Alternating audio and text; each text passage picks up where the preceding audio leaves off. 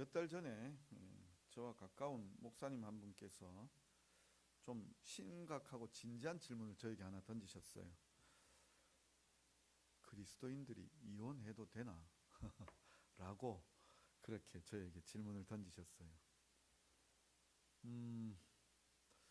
선뜻 대답하기가 쉽지 않아요. 저의 입장은 이런 겁니다. 원론적으로는 이혼은 반대입니다. 그러나 상황이 또 어떤 상황이냐에 따라서 조금은 달라질 수 있는 여지는 좀 두고 싶습니다.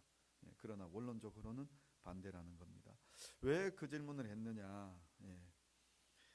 그 목사님이 섬기는 교회에 권사님이 한 분 계신데 그 권사님의 아들 부부가 이혼의 위기를 겪고 있다라는 것이죠.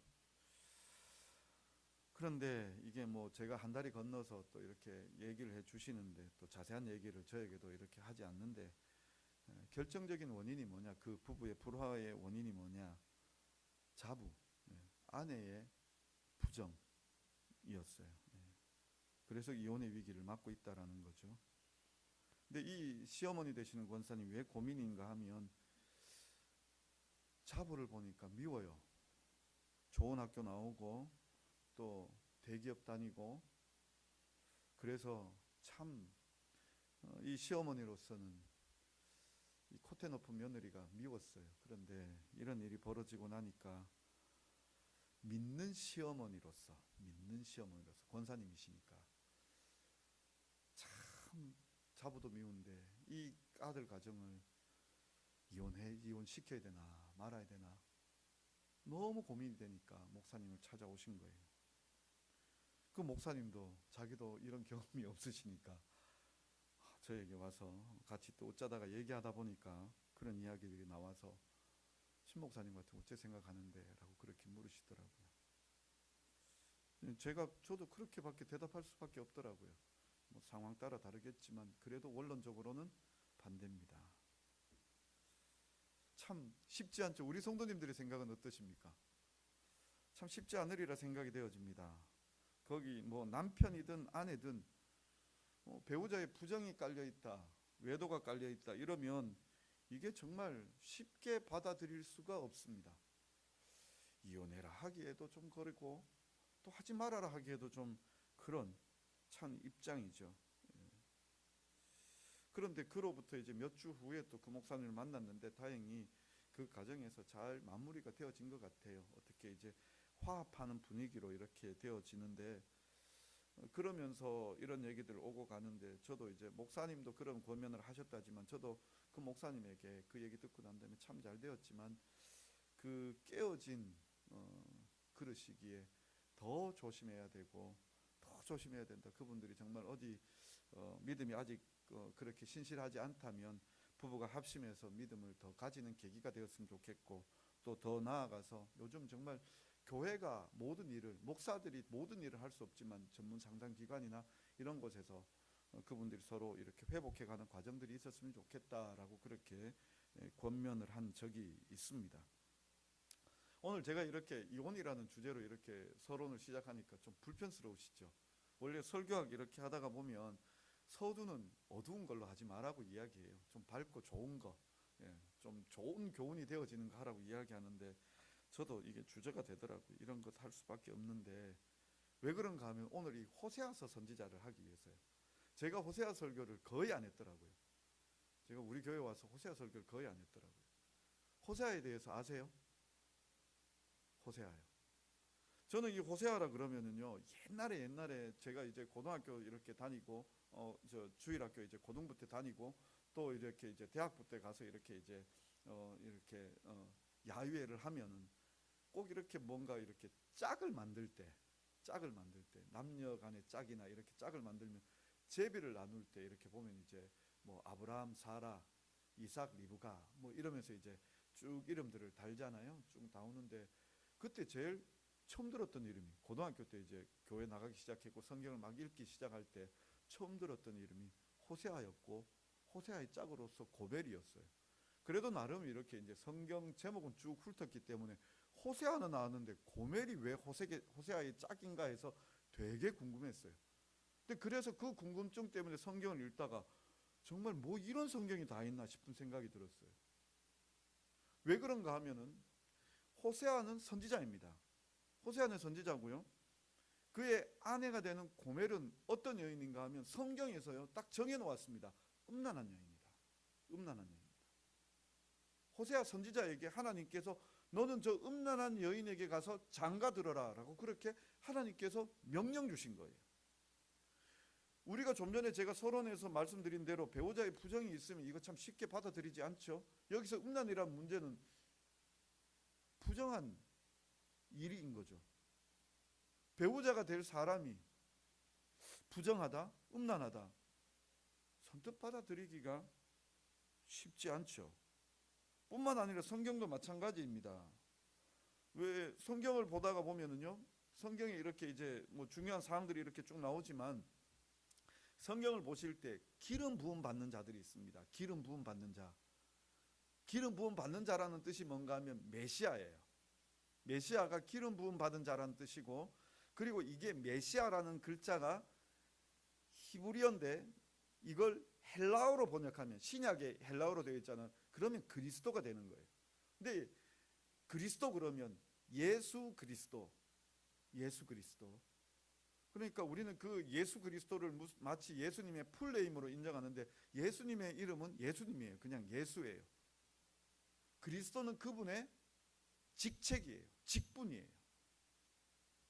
그런데요, 이 그리스도 메시아라는 직분, 직책을 가진 사람들이 누구인가 하면 첫 번째로는 제사장이에요.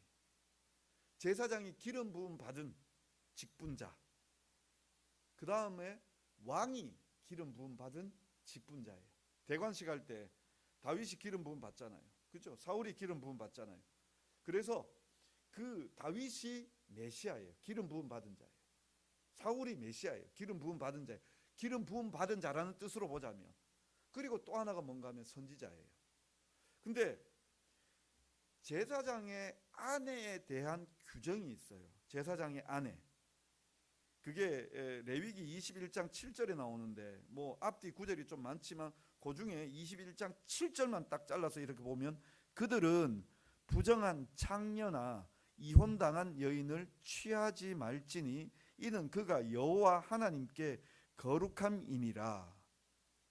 이게 레위기 21장 7절에 나오는 말씀이에요. 물론 제사장이라는 그 특별한 직분이 특별하게 구별되기 위하여 이렇게 그 아내에 대한 어떤 그 제한 규정들이 있는 건 정말 뭐 우리가 충분히 이해할 수 있죠.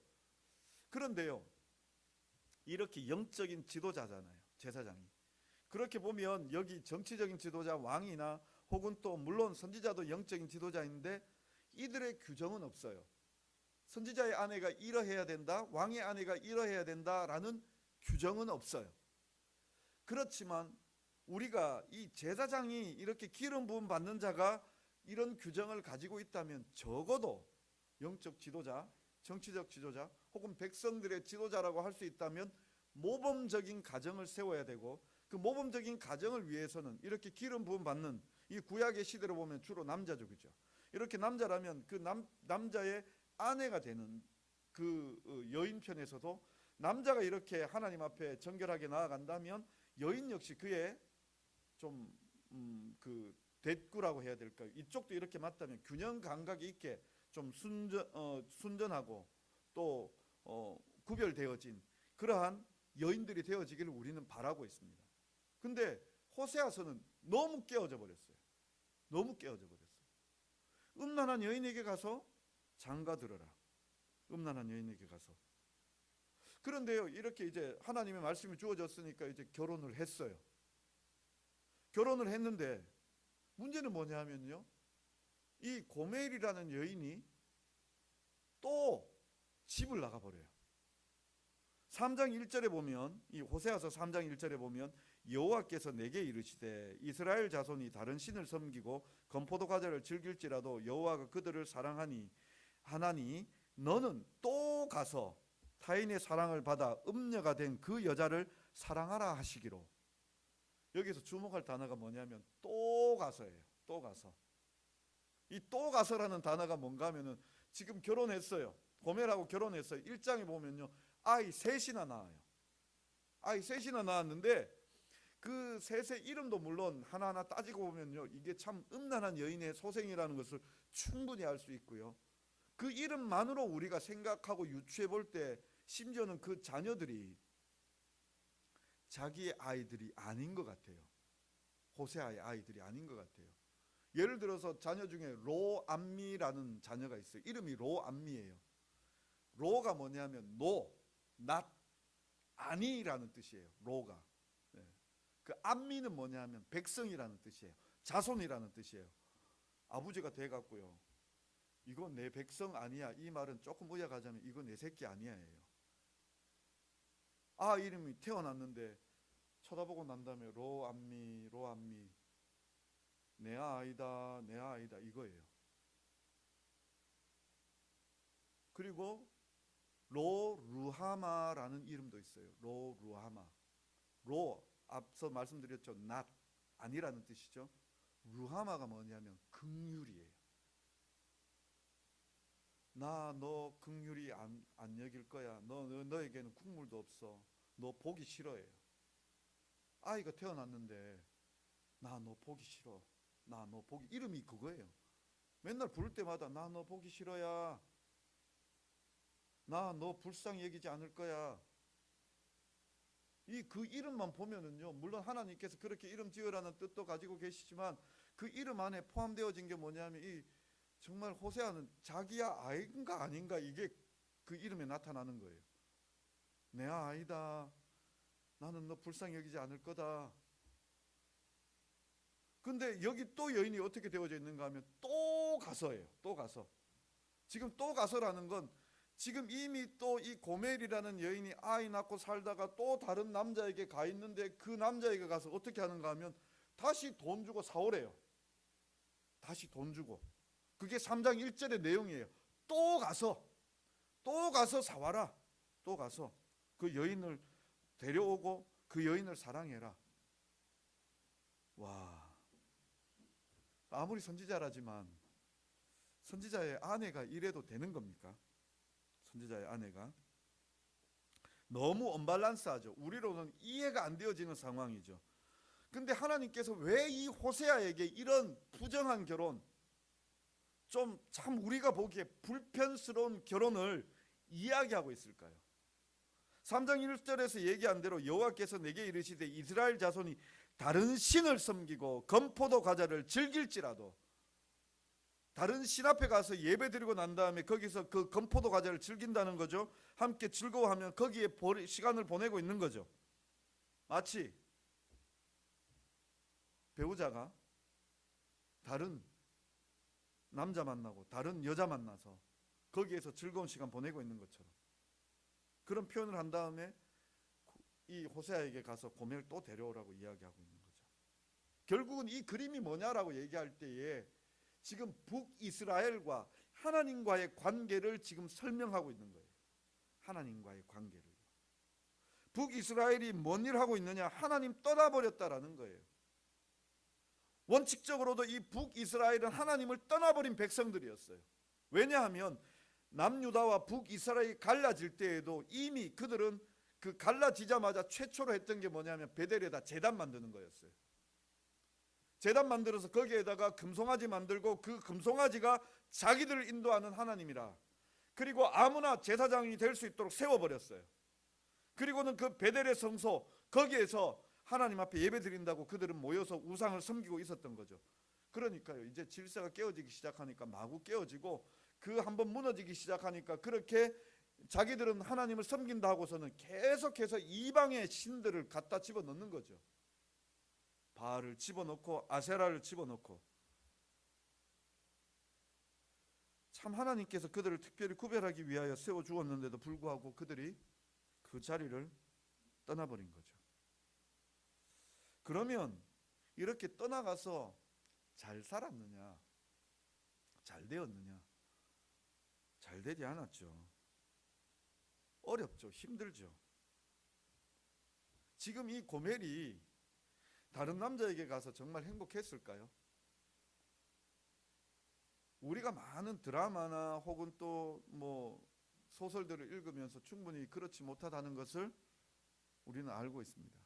그건 또 드라마와 소설이니까 그럴 수 있다라고 이야기하지만 우리 알고 있는 현실에서의 이야기를 이렇게 보면 재혼 가정들은 참 쉽지 않다라는 것을 우리는 충분히 또 우리가 알고 있죠.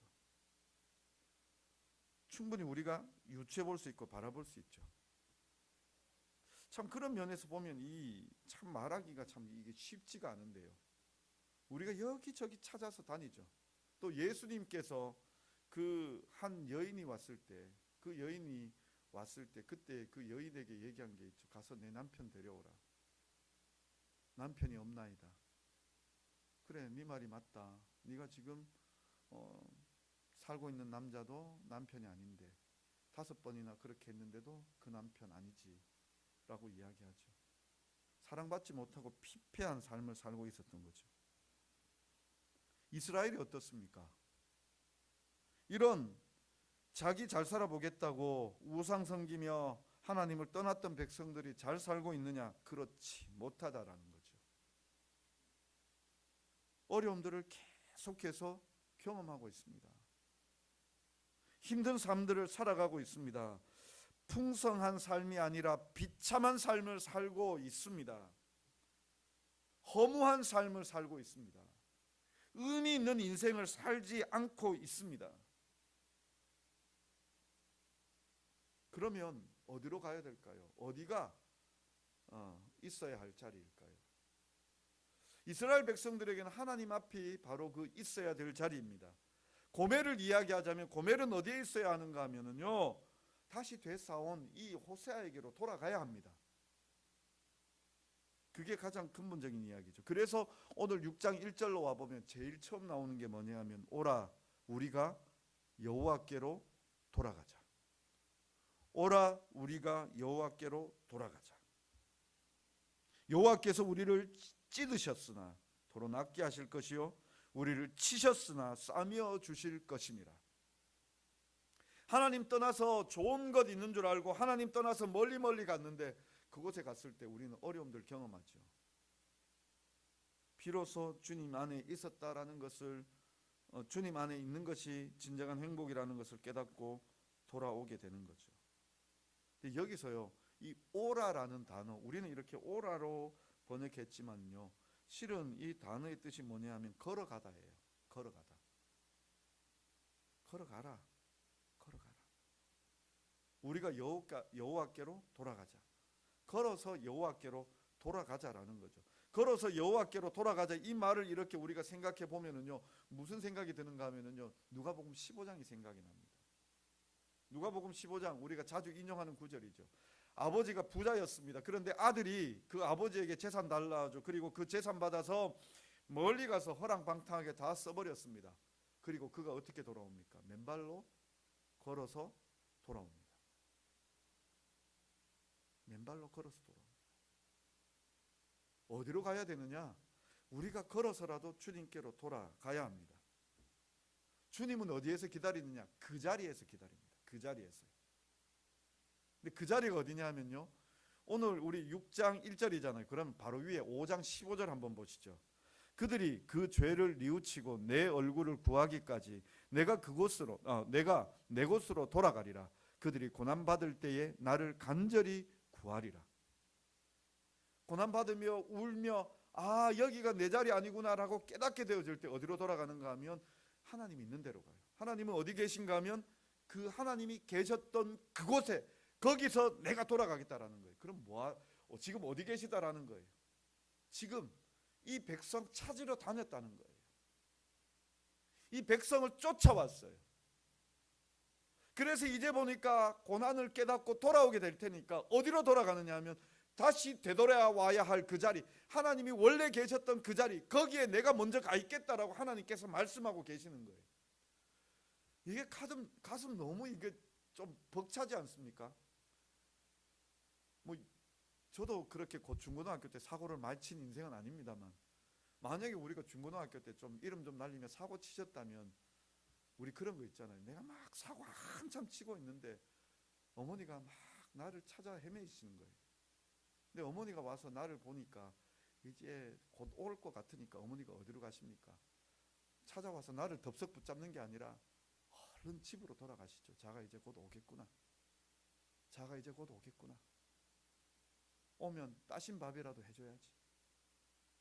자가 이제 곧 들어오겠구나. 울며 들어오겠구나. 지금 15절이 그거잖아요. 그러니까 16절에 재촉을 하고 있어요. 걸어가라. 여호와께로 돌아가라. 우리가 어디로 가야 하는가 하면요, 바로 이 여호와께로 돌아가라. 여호와께로 돌아가라. 돌아가야 합니다. 근데 우리 스스로가 이걸 참 깨닫기가 쉽지 않죠. 고멜이 어디로 가야 될까요? 호사에게로 가야 됩니다. 이스라엘 백성들이 어디로 가야 할까요? 하나님께로 가야 합니다. 우리가 어디로 가야 할까요? 하나님께로 가야 합니다. 그런데 그 하나님께로 가는 것, 그것이 어떻게 이루어지느냐? 3절 한번 보시죠. 6장 3절. 그러므로 우리가 여호와를 알자. 힘써 여호와를 알자.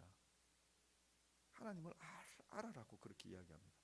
고멜이 돌아오는 건 되는데요. 돌아오는 건 되는데 완벽하게 돌아오기 위해서는요, 고멜이 누구의 마음을 알아야 될까요? 누구를 깊이 알아야 될까요? 호세아를 알아야죠. 호세아가 왜 와서 다시 그 다른 남성에게 매여 있고, 그래서 비참하고 처참한 삶을 살고 있는 그 자기 자신을 돈 주고 값 주고 사고 있는지, 그 호세아의 마음을 알아야죠. 호세아의 마음. 물론 하나님의 명령이라고 우리는 그렇게 생각하겠지만, 결국은 그 하나님의 명령대로 호세아가 와서 그리고 그 여인을 사랑하라 했으니, 호세아의 마음이 어떤 마음인가 하면 그 고멜을 사랑하는 마음이죠. 고멜이 돌아올 때 어떤 마음으로 돌아와야 되는가 하면요, 호세아의 마음을 알아야 돼요. 호세아가 고멜을 사랑하고 있는 이 마음을 알아야 돼요. 여기 우리에게 지금 여호와를 알자, 힘써 여호와를 알자라고 얘기할 때 이 힘쓰다라는 이 말이요, 우리는 부사로 이렇게 번역이 되어져 있지만 원래는 어떤 단어인가 하면요, 이게 추적하다라는 동사에서 나온 부사예요. 추적하다, 뒤따라가다. 이 단어들이 쓰인 용례들을 이렇게 보면은 창세기 15장 5절에 14절에요. 14장 14절에 거기에서 어떻게 쓰여졌는가 하면 롯이, 조카 아브라함의 조카 롯이 그 4개 나라가 쳐들어왔을 때 거기에서 이제 소돔과 고모라에 있다가 잡혀가게 됩니다. 그 잡혀갔다는 소식을 듣고 아브라함이 자기 집에 길르던이라고 하던 뭐 군사들 318명을 데리고 추격합니다. 그 추격할 때 그 쫓아간다라는 단어가 여기 나와 있는 힘써라는 단어와 같은 단어예요. 또 이 단어가 어디에 있는가 하면요, 출애굽기 4장 4절에 보면, 거기에서 보면 14장 4절인가요? 죄송합니다. 제가 장수가 조금 헷갈렸습니다. 거기에 보면 뭐라고 나오는가 하면요, 여기에는 바로의 군사가 이제 출애굽하는 이스라엘 백성들을 뒤따라가요. 군인들이 막 이렇게 막 빠르게 쫓아서 가죠. 그 뒤따라간다라고 이야기할 때에 여기 힘써라는 단어가 똑같이 쓰여졌어요. 근데 이 단어가 왜 쓰여졌는가? 참 저도 이게 연결시키는 게 쉽지 않아요.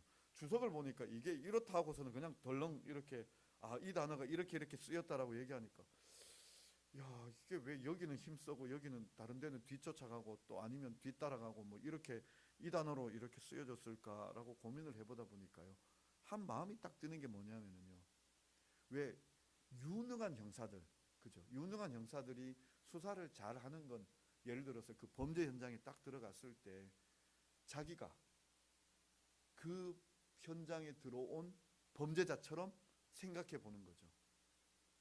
형사인데 여기 누군가가 들어와서 도둑질 했다면, 어떤 물건들을 도둑질해 갔다면 그 도둑질하는 방법이 어떠했을까? 형사가 마치 이제 도둑처럼 되어서 생각을 해보는 거죠. 그렇게 생각 잘하고 또 잘 살펴볼 수 있으면 이게 뭐라 그래야 될까요? 좋은 실마리들을 찾아내잖아요. 좋은 형사, 유능한 형사가 되어지잖아요. 보세요. 뒤따라가는데 제대로 잘 추적하기 위해서는 그 앞에 가는 사람들의 마음을 알아야 돼요. 맞죠?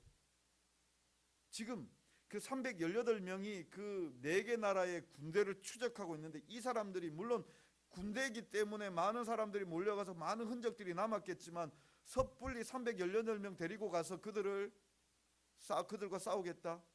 쉽지 않죠. 잘 파악하고 따라가야 됩니다. 제대로 알아야 됩니다. 마찬가지로 출애굽기에서도 마찬가지죠. 지금 10가지 재앙 때문에 참 마음들이 피폐하고 함부로 건드려서는 안 될 백성들이다라고 알죠. 그래서 뒤따라가도 조심해서 따라갑니다. 어떻게 해야 될까? 조심해서 따라가고 있습니다. 그게 애굽의 군사들입니다. 이걸 한번 적용해 보죠. 여기 알다라는 말, 제가 여러 번 알다라는 말을 제가 많이 말씀을 드렸었습니다. 알다라는 말은 이게 그냥 단순히 지식적인 아는 것을 이야기하는 것이 아니라고 그렇게 말씀을 드렸습니다. 우리가 하나님에 대하여 알 때에도 하나님은 전능하신 하나님, 하나님은 이 세상을 창조하신 하나님, 하나님은 예수 그리스도를 이 땅에 보내어 주셔서 우리를 위하여 우리 죄 때문에 죽게 하시고 3일 만에 살아나게 하신 하나님, 다 알고 계시죠? 경험하고 계셨습니까? 누리고 계십니까? 하나님을 만나셨습니까? 하나님을 경험하셨습니까? 전능하신 하나님을 나는 경험했습니까? 그냥 아는 게 아니라 여기 알다라는 말은 그야말로 경험적으로 알고 깨달아 알고 정말 부인할 수 없이 아는 거예요. 제가 드라마를 이렇게 자주 보는 편은 아닌데 유튜브가 아주 압축해서 그냥 짧게 보여주잖아요. 제가 도깨비라는 드라마를 다 못 봤어요. 근데 이렇게 유튜브를 보다 보면 짧게 하는 부분이 있어요. 거기에 보면 그 어떤 거기 비서라는 분이 한 분 나오죠. 비서라는 분. 근데 그 비서라는 분이 회장님을 모시고 있고 그 또 이제 도깨비로 나오는 그 드라마의 주인공 도깨비를 이렇게 도와주는 비서가 한 사람이 있어요. 저는 도깨비 드라마 안 보셨습니까? 너무 오래전의 이야기라 기억이 안 나십니까? 근데 그 비서라는 사람이 그 회장과 이렇게 얘기하는데 회장이 이런 얘기를 해요. 이제 이게 드라마니까 도깨비에 대해서 이야기하며 늙지 않는 한 사람이 있다. 그 사람이 뭐 자기 가문 대대로 자기를 도와주고 있다. 뭐 이런 식의 얘기를 해요. 그러니까 이 비서가 가만히 앉아 있다가 예, 저도 그런 한 사람을 알고 있습니다. 늙지 않는 한 사람을 알고 있습니다. 그러면서 이제 그 드라마 장면이 이제 그 도깨비인데 갔다가 또 막 이렇게 막 보여주는 그 편집되어진 장면들을 보여주죠. 그 얘기가 뭐냐 하면 그 비서라는 이가 내가 알게 되었습니다. 저도 그런 사람을 알게 되었습니다. 알고 있습니다. 이건 그냥 이 집안에 도깨비를 섬기고 이 집안이 뭐 도깨비가 복을 주고 뭐 이걸 안다라고 그렇게 하는 게 아니라 자기도 만났다라는 거예요. 알게 되었다라는 거예요. 제가 이 설교하다가 이런 드라마에다가 또 도깨비라는 얘기까지 하니까 이게 결코 좋은 예는 안 되는데요. 이 안다라는 말을 설명시켜 드리고자 하니까요. 그 뉘앙스, 그 느낌 가진 게 그 장면이더라고요. 하나님을 우리는 알아요. 근데 어떻게 아는가 하면 전능하신 하나님, 또 세상을 창조하신 하나님, 우리를 구원하신 하나님, 3일 만에 부활하신 예수 그리스도, 우리에게 의가 되신 예수 그리스도 글자로 알아요. 쓰자 그러면 다 알아요. 그런데 그게 나에게 적용되어지느냐? 이게 쉽지가 않아요. 근데 오늘 우리에게 말씀하시는 말씀이 뭐냐면 힘써 알라. 힘써 알라. 마치 하나님의 마음을 알게 되라고요. 그 하나님의 마음을 알고 우리를 어떻게 구원하셨는지 그 마음 알아라고요. 그 마음 알아. 철든 자녀가 어떤 자녀인가 하면요, 부모의 마음을 아는 사람이 철든 자녀입니다.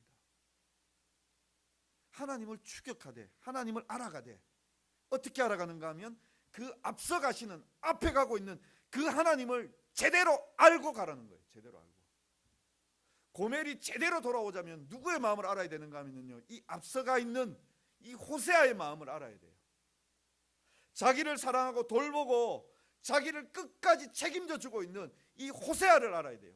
그래야 안 떠나죠. 그래야 감격스러워지죠. 우리가 주님을 이렇게 알아야 돼요. 그러면 이렇게 안다는 게 뭔가라고 얘기할 때 보세요. 그 밑에 6절에 보면 이런 말씀이 있습니다. 나는 인애를 원하고 제사를 원하지 아니하며 번제보다 하나님을 아는 것을 원하노라. 여기 지금 이 말씀을 보면 하나님을 아는 것을 원하노라라고 그렇게 말씀하는데 뭐보다요? 번제보다 하나님을 아는 것. 그런데 이게 9절이 대꾸죠. 나는 인애를 원하고 제사를 원하지 아니하며 번제보다 하나님 아는 것을 원하노라. 이게 왜 문법적인 구조라고 얘기하죠. A는 B, 그 다음에 C는 D 이렇게 가는데 연관이 되어지는 게 뭔가 하면은 인애와 제사가 이렇게 서로 구별되어지죠. 그 다음 번제와 하나님을 아는 것이 구별이 되어집니다. 그러니까 A, B, B 다시 A 다시가 되는 거예요. 그러니까 번제하고 제사가 연결이 되어지고 인애하고 하나님을 아는 것이 연결이 되어지죠. 그럼 결국 무슨 얘기냐면 하나님을 아는 것이 인애라고 생각을 해요. 자, 인애라는 단어가 뭡니까? 헤세드, 긍휼. 인애라는 단어는 그 글자 그대로 참는 사랑이에요. 인애와 사랑이에요. 인애. 근데 우리는 하나님께서 우리를 향하여 인애하고 계시다, 사랑하고 계시다, 길이 참고 계시다, 충분히 이해돼요. 왜냐하면 우리가 하나님 사랑받아도 마치 고멜처럼 하나님 뛰쳐나가 버리고 하나님 말씀 안 듣고 내 마음대로 하고 내 고집대로 하고, 그런데도 하나님께서 나 뒤쫓아오셔서 사랑해 주시고 충분히 하나님의 인애가 설명이 돼요. 그런데 여기서 우리가 중요한 거 하나가 있어요. 우리가 지금 누구 쫓아가야 돼요? 누구 알아야 돼요? 하나님 알아가야 돼요. 근데 하나님 아는 게 뭐냐면 인애라고 이야기해요. 인애. 하나님이 나를 사랑하시는 그 인애를 아는 것이고, 그걸 다르게 이야기하자면 하나님께 대하여서도 우리가 그 인애를 가지고 있어야 돼요. 하나님이 우리를 인애하듯이 우리도 하나님을 인애해야 된다라는 거예요. 길이 참고 사랑해야 돼요. 길이 참고요. 무슨 얘기인가 하면요, 하나님께서 우리를 사랑하시는데 우리가 다 이해가 안 돼요. 내 삶이 왜 이러죠, 하나님? 내 몸이 왜 이렇게 덜 건강해지죠? 내게 왜 이런 병 주셨나요? 내게 왜 이런 고통을 주시나요? 내게 왜 이런 어려움을 주시나요? 하나님에 대하여 우리가 필요한 것이 뭔가 하면 하나님에 대한 인애예요. 그래도 하나님을 사랑하는 거예요. 그럼에도 불구하고 하나님을 사랑하는 거예요. 그게 인애예요. 하나님이 우리를 향하여 그럼에도 불구하고 사랑하시잖아요. 호세아가 고멜이 자기를 떠나서 정말 자기 마음에 그 대못을 받고 있는 그 일을 저지르고 부정한 일을 저지르고 그렇게 음행을 행하며 자기의 속을 다 뒤집어 놓아도 그럼에도 불구하고 그 고멜을 사랑하는 게 인애잖아요. 그럼 고멜도 돌아올 때 뭐가 필요한가 하면은요, 왜 나를 이렇게 내 마음에 들지도 않고 내 뜻대로 되어지지도 않고 나를 이렇게 속박하고 얼고매고, 어찌 보면 그렇게 얘기할 수 있죠. 그런데 왜 나를 끝까지 쫓아와서 스토커처럼 이렇게 나를 사랑하고 있느냐. 그 마음을 인애해야 돼요. 인애요. 하나님의 사랑을 받아들이는 게 인애고요, 그 하나님을 향하여 나도 믿고 따라가는 게 인애예요. 이스라엘 백성들이 만족함을 못 누리고 왜 우리는 다른 민족처럼 강대한 민족이 못 되어지고 강한 나라가 못 되어지고 참으로 풍성한 그 은혜를 못 누리고 왜 그렇게 우리가 살아야 됩니까? 라고 얘기할 때 그럼에도 불구하고 하나님께서 내가 너희를 지키고 내가 너희를 돌보고 내가 너희와 함께하고 그 하나님의 인애를 깨닫고 하나님을 향한 인애가 필요하다는 거죠. 우리에게도 지금 필요한 게 뭔가라고 얘기할 때 하나님에 대한 인애예요. 하나님에 대한 인애예요. 사람들이 몰라주고 사람들이 인정 안 해주고 또 사람들이 나를 외면하고 나를 떠나가 버리고 아무도 없고 마치 메마른 땅 되어지고 누가 돕는 사람 없고 아무도 나를 사랑 안 해주는 것 같고 참 힘들고 어려울 때 하나님은 여전히 곁에 계십니다. 나를 인내하고 계십니다. 나를 사랑하고 계십니다. 호세아서가 참 불편한 그런 선지서이지만 어떤 선지서보다도 하나님의 사랑을 우리에게 강력하게 보여주고 있습니다. 우리 성도님들이요, 우리가 하나님을 알아야 합니다. 어떻게 알아야 하는가 하면 하나님이 우리를 너무너무 사랑하고 계시다라는 것을 우리는 하나님 뒤따라가며 하나님을 더 깊이 알아가실 수 있기를 바랍니다. 그래서 그 인애가 넘치는 하나님의 사랑을 충만히 누리실 수 있기를 바랍니다. 그래서 그 은혜로 말미암아 다른 사람들에게 살아계신 하나님, 역사하시는 하나님, 우리와 함께 하시는 하나님, 이 풍요와 정말 우리가 있어야 할 자리에서 우리를 채워주시고 그 은혜를 베푸시는 하나님을 드러내실 수 있는 우리 성도님들 다 되실 수 있기를 간절히 바랍니다. 기도하겠습니다. 사랑의 하나님 아버지, 하나님의 한량없는 사랑에 감사할 따름입니다. 고멜과도 같은 우리 인생이 하나님의 사랑을 받음에도 불구하고 여전히 부정하고 하나님 사랑 없다고 이야기하며 하나님을 외면하고 살고 있는 이 어리석음을 용서하여 주옵소서. 이제는 우리의 걸음을 돌이키게 하여 주옵소서. 여호와께로 돌아갈 수 있는 우리들 되게 하여 주시고 이제는 주님을 힘써 알아가며 주님을 힘써 뒤따라가는 그런 하나님의 사람들 되게 하여 주옵소서. 마땅히 우리를 향하신 하나님의 인애를 깨닫게 하여 주시고 나 또한 하나님을 향하여 인애하며 따라갈 수 있는 우리들 되게 하여 주옵소서. 그래서 살아계신 하나님의 그 풍성하신 역사를 날마다 누리며 살아가는 우리 성도들 다 되게 하여 주옵소서. 예수님의 이름으로 기도드리옵나이다. 아멘. 우리 다 자리에서 일어나셔서 찬송가 453장입니다. 찬송가 453장